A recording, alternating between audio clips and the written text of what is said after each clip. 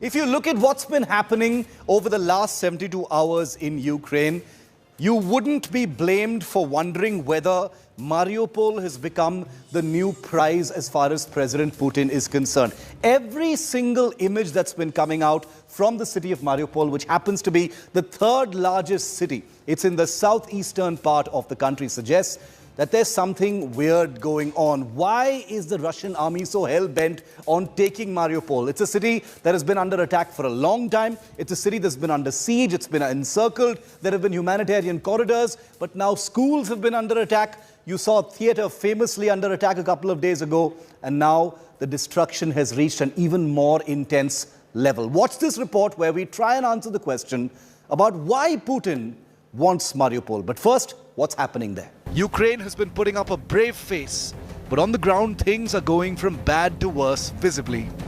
Russia over the weekend bombed an art school that was converted into a shelter with 400-odd civilians inside.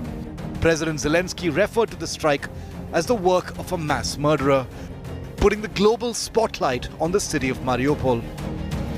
Hundreds of residents still remain stranded in the port city and are fast running out of food and water. With non-stop shelling, people are forced to stay underground, coming up only to bid farewell to their loved ones and burying them anywhere they find space. We have been in a basement for 11 days. This is the 25th day of war. We have been counting every one of them. We hope for the best, to live as humans. The apartments have been broken. Everything is broken. Where can we go from the basement? We are cooking at a fire. For now, we have some food and some firewood. In a week, we will have nothing, no food at all. What should we do? But why is President Putin hell-bent on grabbing Mariupol? For starters, capturing this city would mean a full 100% control of the Sea of Azov. It's also just 50 kilometers from Russia and 85 kilometers from the Donetsk and Lugansk regions, both Russian-held. Putin is doing everything he can to get Mariupol to surrender, because it will help him extend dominance over Crimea. And the Russian president's Mariupol plan has led to unprecedented civilian casualties, a children's hospital bombed, mass graves in the heart of the city, and even shelters completely destroyed. With Rajesh Pawar in Kyiv, Ukraine, Bureau Report, India Today. And those were the pictures of what's really happening inside Mariupol right now. And remember, these are images not just from today, but from the last 72 hours. So it's very, very clear that things are actually getting worse in Ukraine's third largest city. I want to take you down to the ground in Kyiv, the country's capital, where India Today's Serhiy Mirankov has been reporting incessantly over the last few days. Good to see you, Serhiy. Thank you for being with us here. Our focus, at the beginning of our show today, Serhiy, has been on the city of Mariupol. I'm sure you've been seeing all of those images, from a theater being bombed to an art school that has been bombed, many casualties. From your perspective, Serhiy, why is the Russian army being so aggressive to try and take Mariupol? India, hello studio. It's hard to predict what is the main aim of Putin in this attack on Mariupol. Of course, it's clear to understandable that he needs to control the Azov Sea, water resources, and also atomic energy and other electricity that could be provided to the Crimea Peninsula. It is minimum, and he truly, the Russian army that must protect Russian people in Ukraine are just destroying all the infrastructures. They don't need Ukrainian Mariupol. They don't need Russian Mariupol. They just need the area to protect themselves. I don't know, from Ukrainians, from NATO. Yes. I don't know, but they are right now. They're doing their best to support Crimea Peninsula, because in the nearest future there will be no food, no water, no electricity, in case they will not control the Mariupol, Azov Sea region, and other borders near to Ukraine and Russia, unfortunately. And it's a situation that is rapidly deteriorating, like Serhi just says, and Serhi, continue to stay with me, says that, food and water is running out. India Today's reporters had been in Mariupol just a few days ago before things actually got a whole lot worse. President Zelensky of Ukraine, in fact, is calling what's happening in Mariupol right now a war crime. Here's why he's saying so. Take a look at this report. The humanitarian cost of what's happening in Mariupol is mounting by the minute. I'm going to show you a report in just a minute from now about how bad things really are. But first, to answer that very specific question, why has Mariupol become such an intense center of attention for the Russian army? They're spending more time trying to besiege this city, perhaps, than anything else, and certainly the amount of aggression being used. Take a look at where Mariupol is placed, first of all. It's on the Azov Sea. Controlling Mariupol provides the Russian forces domination over the Sea of Azov area, which is a very, very important part of the Black Sea. Mariupol is just about 50 kilometers from the Russian border, which is just to the east. So that's, that's obvious as well. It's just 85 kilometers from the Russian-held Donetsk and Luhansk areas, which are the so-called rebel-held territories of eastern Ukraine. It will also help Putin extend his dominance over Crimea. That's the Crimean Peninsula you see there in red flashing. It allows Russia to basically, extend its dominance from Crimea. I want to bring Serhi back in on this because he understands better precisely where things are at as far as Mariupol is concerned. Serhi, how long can Mariupol hold out, in your opinion? Food and water is running out. The kind of destruction is very, very visible. A lot of damage has already been done to the city. How long do you think before Mariupol, will fall into Russian hands? Or do you think it can hold out? For now, for Ukrainians, Mariupol is like a sign for the future victory. Yes. No matter if Mariupol will fall down or not, it will be destroyed. I hope not. It will not be destroyed because for all of Ukrainians, it is a symbol of our war against Russians, for our independence. And yes. I just want to mention that I was watching the images you show on your video. Yes. And Mariupol will be free when the whole humanity, Indians, especially Indians, will vote for peace under the Ukrainian sky. Because right now we are still waiting for most of the countries or big countries, big economies, as a reaction on the Russian sanctions and yes. the future prospective work with Russia. If any country, if any regime, if any political party will work with Putin right now, Mariupol, it will be only the beginning of the Third World War, which is going on right now in Ukraine, in my country, in my motherland. It's a scary situation. Yeah, I understand what you're saying, and I'm going to play out, Serhi, in just a moment, what's happening with the people who are still stuck inside Mariupol. But I also want to welcome onto our coverage Rajesh Pawar. He's a combat veteran. He's been reporting from, Kyiv and other parts of Ukraine for India Today. He's one of the most visible reporters on the ground there. Rajesh, welcome. What are you making, Rajesh, of what's happening in Mariupol? This is a city that you're familiar with. You reported there during the early days of the invasion. What are you making of the high levels of aggression and intensity being shown by the Russian forces to try and make Mariupol bend, Rajesh? Look, Shiv, as far as Mariupol is concerned, there are two factors which are very important why Mariupol is so important to both the countries. First, it's the biggest port on the Ukrainian side on Azov Sea. Once they lose Mariupol, they will have no access to any port in Azov Sea. Secondly, it's a part of Donetsk Oblast, which Russia has declared to be Donetsk People's Republic. So Russia would like to have this entire oblast, the entire territory, including the city of Mariupol, before they go on negotiating table. That's why it's important for them. As far as the current situation the town is concerned, 90% of Mariupol city is right now under the control of Russian forces. Only 10% of the city is left where there is street-to-street, house-to-house fighting is going on. Yes. Very little of Ukrainian army there, more of volunteers of Azov Battalion, which is a very right-wing nationalist militia, which is holding on there. And Yes. street to street, house to house fighting is going on there. A lot of areas in the city have been mined, and a lot of civilian casualties have happened because of that. There have been attacks by Russian forces on Mariupol, and there have been counterattacks by Ukrainian forces on Mariupol. So the civilians, of which about 200,000 are still stuck in the city, are the victims right now. Over to you.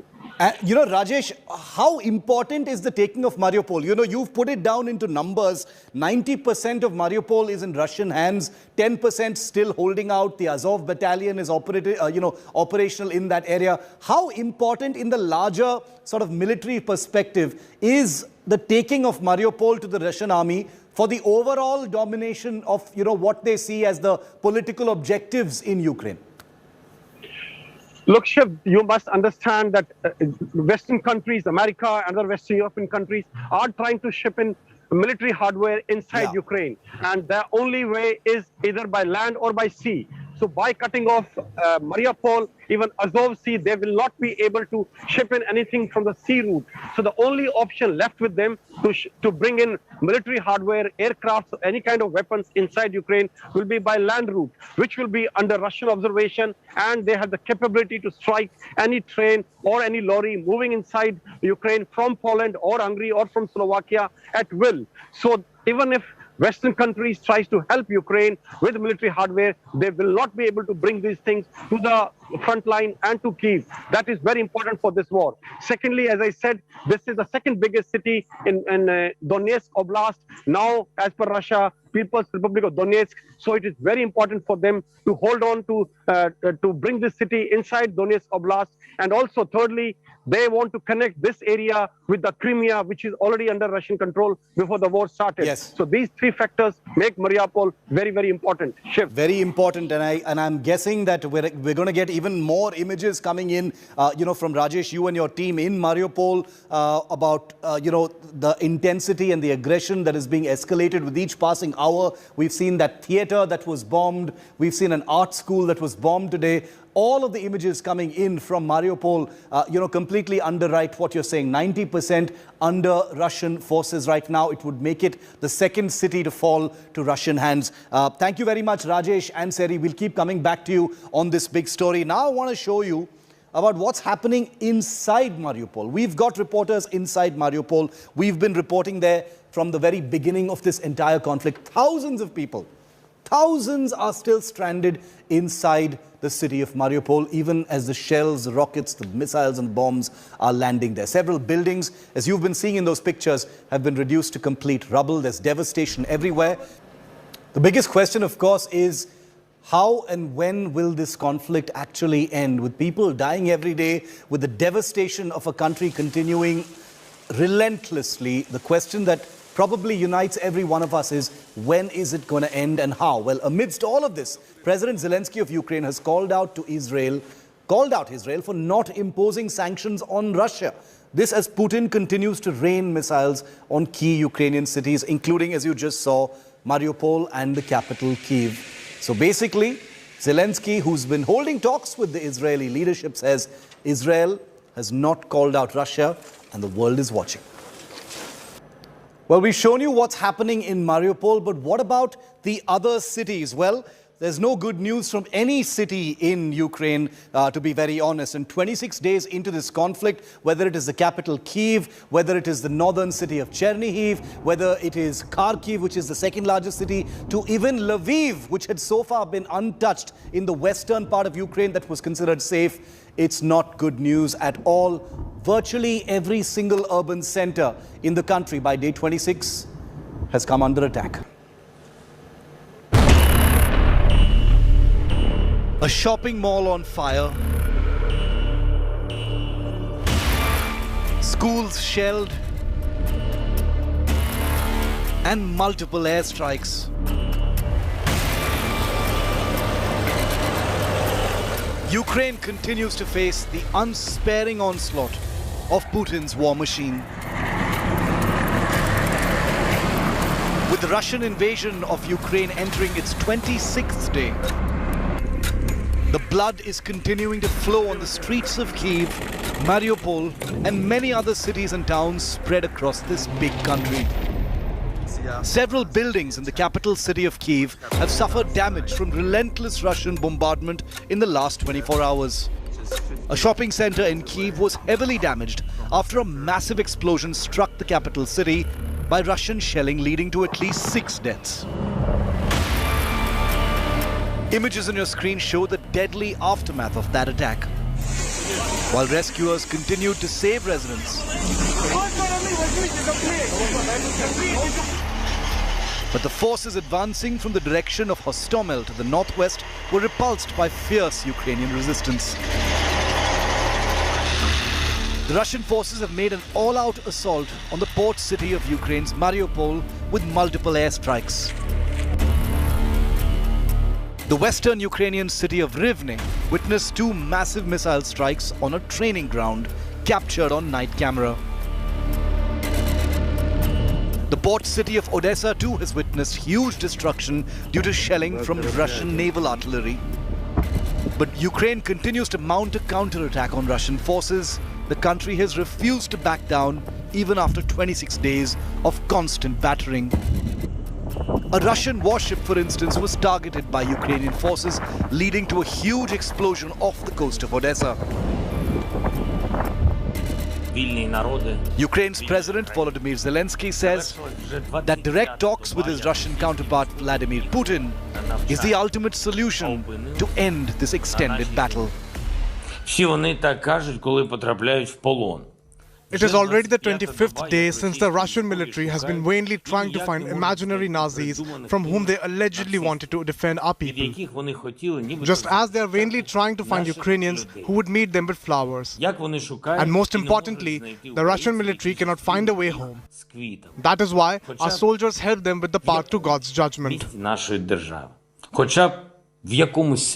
The focus of entire military operations have shifted to a small port city of Mariupol on Azov Sea coast.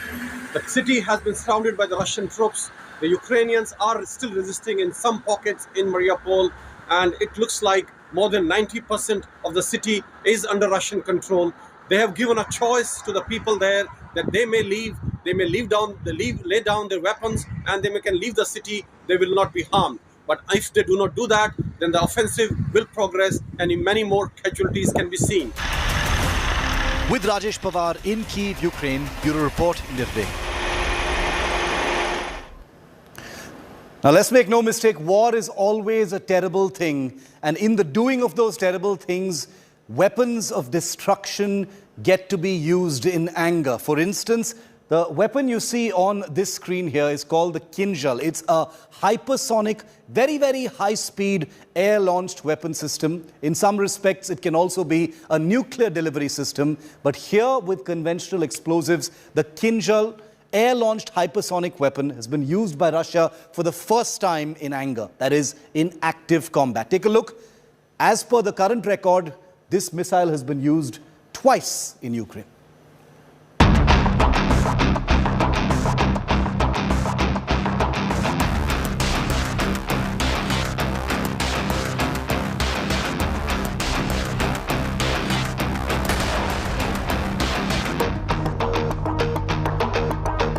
A deadly missile which destroys its target with devastating ferocity and with unimaginable speed.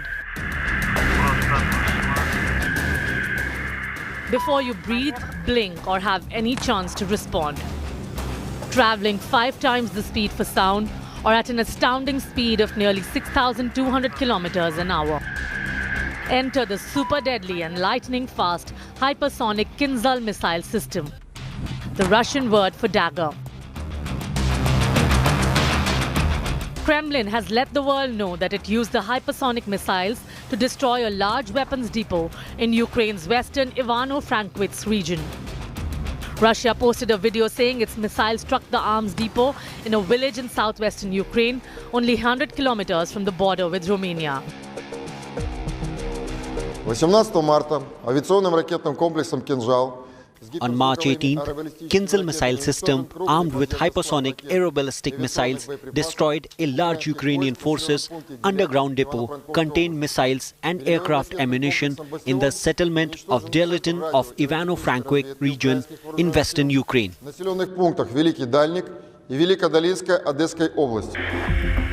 On Sunday, Russia reported the second series of Kinzhal hypersonic missile attacks, targeting a Ukrainian fuel depot near the Black Sea port of Mykolaiv.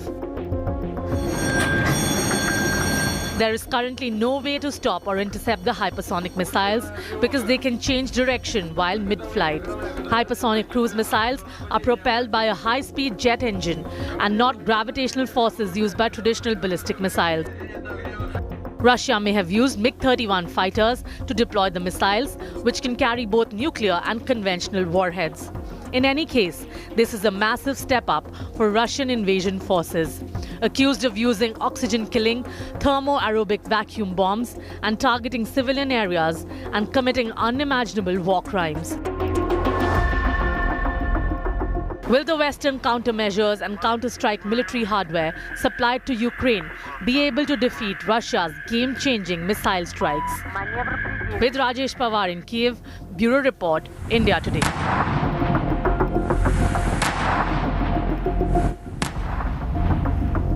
And remember, one of the most defining aspects across 26 days of this battle have been Ukraine's fight back, the counter military offensive, the defense of Ukraine by the Ukrainian armed forces, has been something that all analysts, all observers have been talking about. And as Ukraine continues to stand strong in the face of Russian military operations and aggression, President Zelensky has assured a battered and bruised country peace, prosperity, and good times ahead. Here's his message of hope and reassurance. And remember, he puts out one of these messages practically every single day. Here's the latest.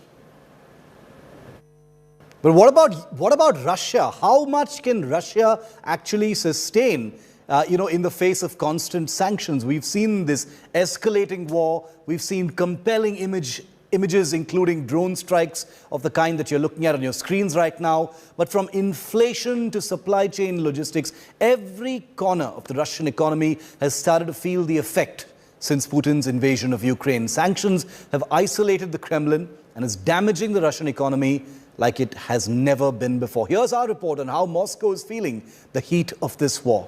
The propaganda machines on both sides keep turning, but the heat is being felt by common Ukrainians and common Russians. It's day 26 already, but the chorus is growing for the war to stop. In every country, there are anti-war protests. People around the world have been protesting against President Putin's military action in Ukraine. Here are some of the latest. And remember, protests of this kind are illegal in Russia.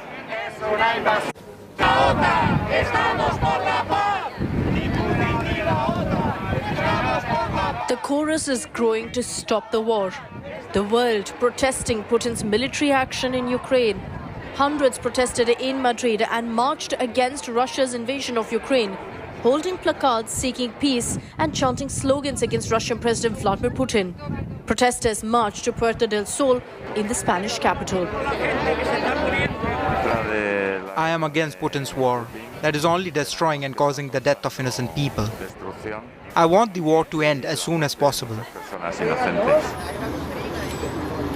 Pro-Ukraine rallies were also taken out in Switzerland and Armenia's Yerevan, where protesters slammed Russian offensive. At the Kukuriki-Koslovichi border crossing point, a convoy of trucks has already stretched for over 30 kilometers. Protesters are blocking heavy trucks coming from Russia and Belarus with supplies for the invasion army. Similar scenes were also seen in Ukraine's Kherson, controlled by Russia, and in Kakhovka region.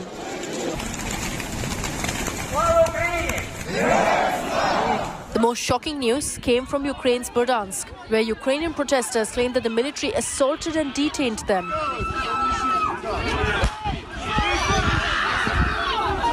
Meanwhile, many Russian nationals bitterly opposed to the war are fleeing their country to escape hounding and legal persecution for joining unsanctioned anti-war protests. Many are heading to the United States and are stuck at the US-Mexico border. Bureau Report, India Today. Just wanted to quickly update you on the very important civilian awards that have just been handed out at the Rashtrapati Bhavan. We're taking a very quick break. On the other side, 26 days of the Russia-Ukraine war. We're going to get you the latest defining images from the last 12 hours. All of them are new. You haven't seen them before. Come right back.